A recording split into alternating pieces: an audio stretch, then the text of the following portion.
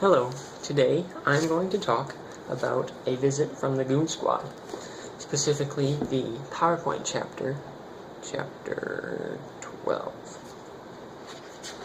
starting on page 234. So this PowerPoint includes a lot more information than just the words that are listed on the page. This is because how the information is displayed also is important.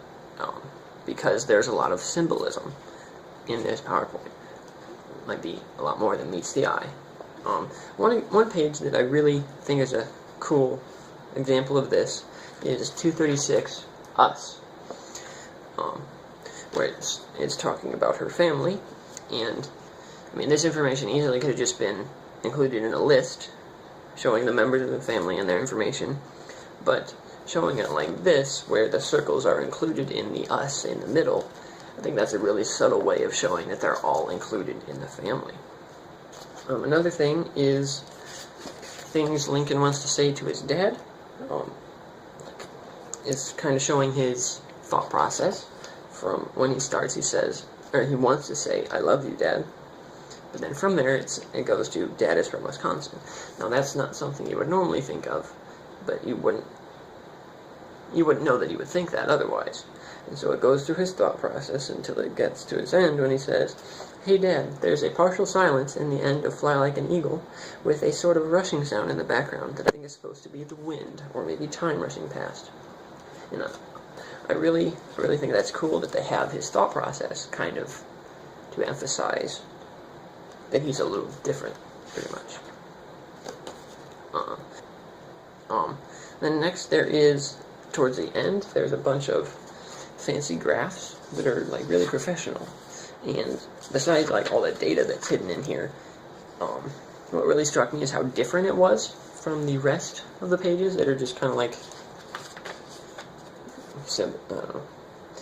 And so, since it's so different, it kind of made me think that there was somebody else helping, and since it's so professional, I kind of guessed that it was their father helping, and I thought that was a really neat, I guess, possible conclusion or whatever, where their dad helps her to make these PowerPoints. One last thing I thought was really interesting are the pages where everything is blank except for a single phrase, like page 250, 256,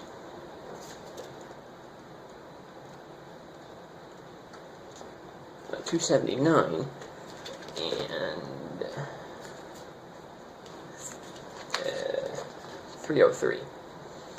And so the reason I think all these are so interesting is, one, they're so simple. All it is there's a phrase in the middle and everything else is blank.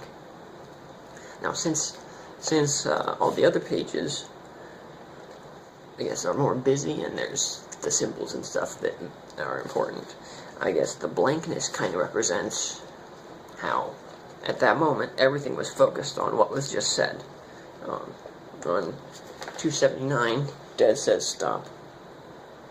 It says, "Stop," Dad shouts. "Stop, please, forget I asked."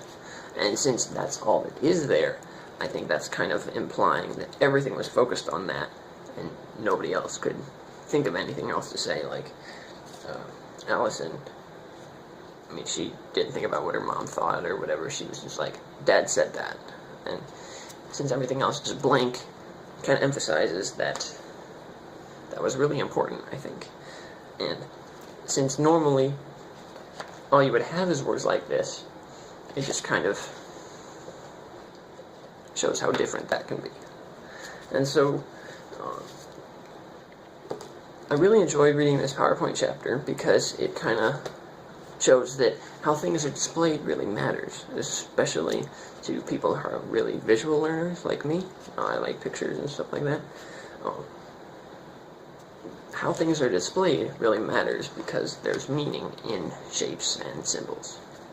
Thank you.